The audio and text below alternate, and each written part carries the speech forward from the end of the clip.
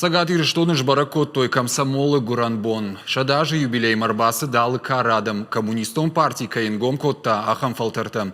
Шывалаты швалдаштадон галваны рымбырдышты комсомолы партии ветеранта амалы хужонах шанадон организации тамина варта.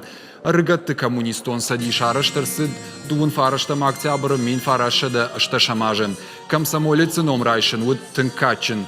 Под кушты ама ахуры башкухын уимама агдау мавшармай хаштовын. Комсомол ветеранта насыбон нырдарма шасарды ахшы ахшяк бынат. Ама сынабон баракбонов адылрар факотта на республика и шарлауаг битарты Вячеславдар. Союз молодежи не был формальным объединением. Он являлся действенной, созидательной и объединяющей силой.